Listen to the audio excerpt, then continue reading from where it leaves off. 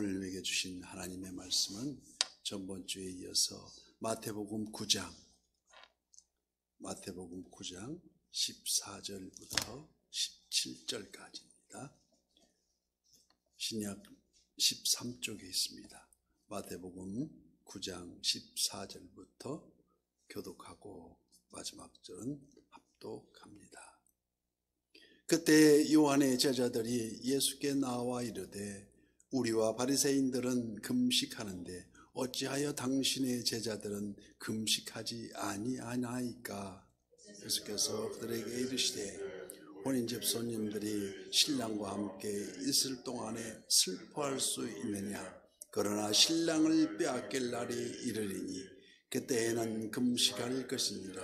생배 조각을 낡은 옷에 붙이는 자가 없나니 이는 기운 것이 그 옷을 당기어 헤어짐이 더하게 됨이요 새 포도주를 낡은 가죽부대에 넣지 아니하나니 그렇게 하면 부대가 터져 포도주도 쏟아지고 부대도 버리게 됨이라. 새 포도주는 새 부대에 넣어야 다 보존되느니라. 아멘. 오늘 또 실시간 유튜브를 통해서 선한 이웃의 기도의 향연 속에 새벽을 깨우는 우리 성도님들 모두에게 여호와 샬롬 지키시는 하나님의 평강과 풍성한 은혜를 축복합니다. 오늘 본문은 낡은 것과 새 것에 대한 교훈입니다. 14절 말씀에도 그때의 요한의 제자들이 예수께 나와 이르되 우리와 바리새인들은 금식하는데 어찌하여 당신의 제자들은 금식하지 아니하나이까? 묻습니다.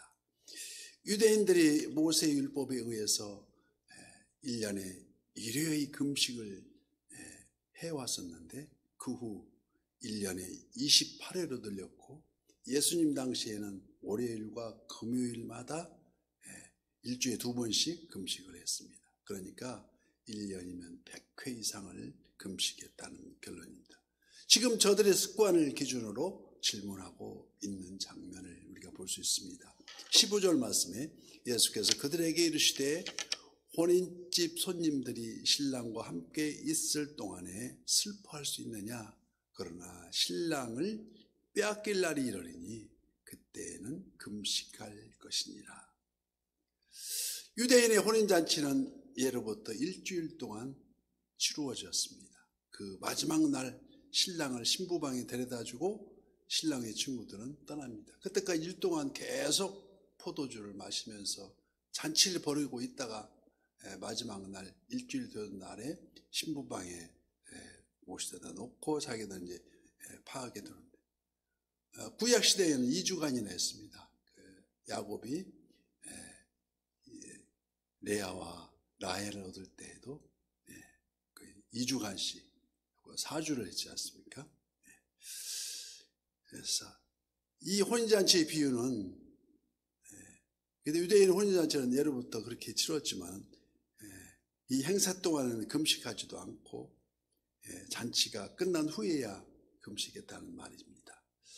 이 혼인잔치의 비유는 마치 신랑을 예수님으로 비유하고 잔치집은 예수님을 맞는 이스라엘 백성들이며 또 그곳 손님이란 바로 예수님의 제자들을 이렇게 비유해서 지칭하는 것입니다. 그래서 신랑을 빼앗길 날이라 하면 장차 예수님이 골고다 십자가를 지신 달리실 것을 미리 암시하고 있는 것을 말합니다. 그러므로 예수님과 함께 하는 동안에는 금식이 필요 없다. 그런 금식은 어떤 제도나 습관처럼 맹목적으로 하지 말아야 한다는 내용입니다. 혼인잔치집은 기쁨이 충만한 집이며 음식도 풍부할 진데 그처럼 즐거워야 할 곳에서 금식이 이루어지면 오히려 잔치를 망치게 되는 것이 아니겠느냐. 그때란 장차 신랑 되신 예수님이 십자가에 달리실 때를 말하는 그때에 금식하라는 것입니다. 기독교는 금욕주의가 절대 아닙니다. 우리 주님을 모시고 항상 기쁘고 범사에 감사하는 것이 신앙생활의 참 모습이라고 할 수 있습니다. 그러나 때로는 개인적으로, 가정적으로, 국가적으로, 교회적으로 어려운 문제로 결단을 내려야 할 때 마치 엄마에게 어릴 적 나 이거 안 해주면 밥 안 먹을 거야 하고 투정 부리는 것처럼 매달리는 간구 행위라고도 할 수 있습니다. 어릴 적 그런 적이 많이 있었습니다. 저 학교들은 괜히 투정을 부리면서 밥 안 먹을 거라고 하면 어서 낳는지 엄마가 꼬깃꼬깃한 주머니 돈을 챙겨서 이거 먹고 와서 맛있는 거 사 먹고 밥도 잘 먹으라고 하면 밥도 잘 먹고 그런 격이 있습니다. 그래서 그러나 신랑을 뺏길 날이 이르리니 예수님이 세상에 육신의 몸을 입으신 목적과 사명, 멸망할 수밖에 없는 저와 우리들을 구원하시기 위해서, 어디에서요? 주위에서 구원하시기 위해서 십자가 형국의 길을 또박또박 좀 걸어가고 있음을 우리는 한 치의 흐트러짐도 없이 이 걷는 모습을 우리는 상상할 수가 있습니다.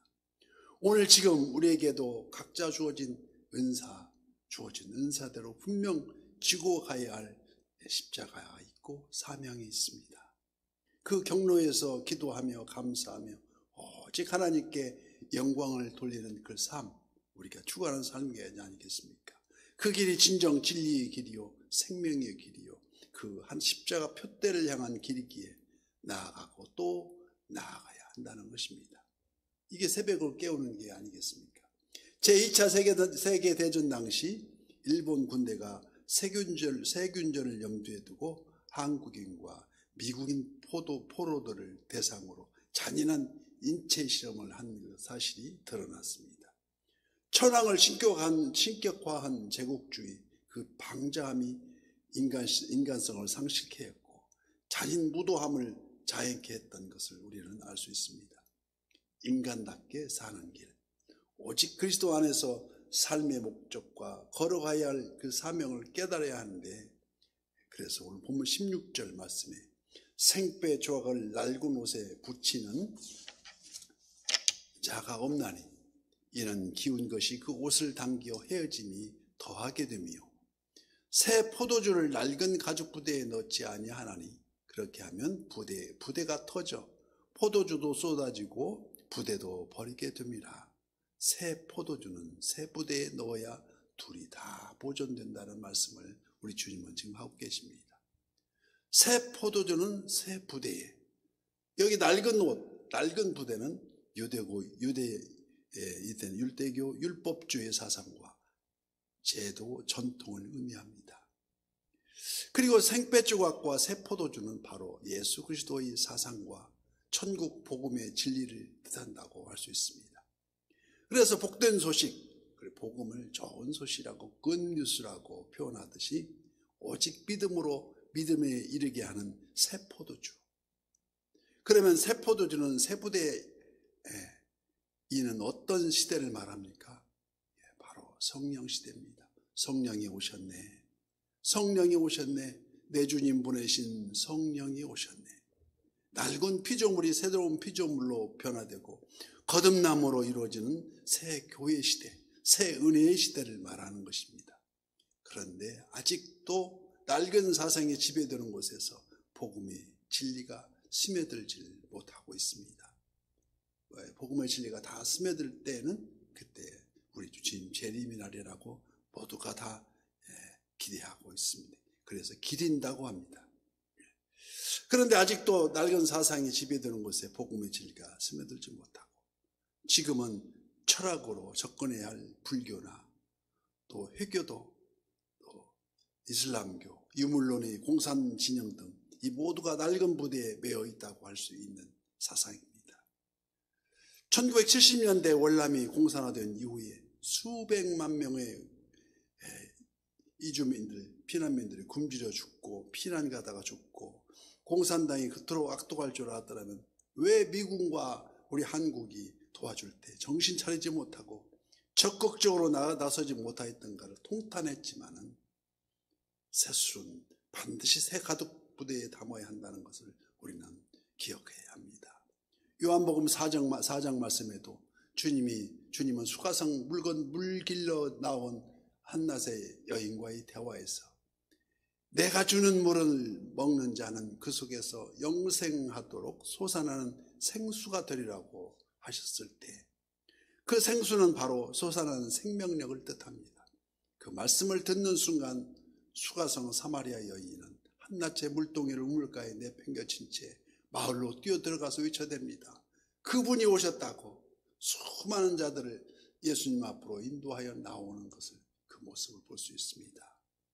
주님의 몸된 교회는 성령의 불길과 함께 영국에서 대서양을 건너는 청교도의 혁명과 함께 오늘날 부흥하는 미국을 일으켜 세웠고, 매년 11월이면 셋째 주일 이 기념하는 추수감사절이 바로 1620년 메이플라워 호를 타고 이주한 영국 청교도들이 미국에 정착한 1년이 다음 그 지난해 가을 처음으로 거둔 추수곡식을 감사함으로 드린 감사제 예배를 드리면서 유래되었습니다. 우리가 지금 급격한 경제 성장에 따른 빈부격차가 극심해지고, 또 지식사회의 파고에 이어서 또 수많은 테러와 자연재해, 그리고 바이러스의 변이 등 여러 가지 구김 속에서 주춤주춤하면서 웅크리고 있지만, 폭풍이 지나간더라도 꽃은 피고, 여전히 꽃은 피고, 지진이 무너진 땅에도 샘이 솟듯이 여기에 선한 이웃이 흔들리지 않는 방주가 되어서 반드시 새 부대, 새술, 아주 새 가죽 부대에 풍성히 담아질 줄 믿습니다. 그래서 우리가 흔들리지 않는 새벽을 깨우면서 우리 주님이 항상 동행하는 우리 모두가 되시기를 예수님 이름으로 축복합니다.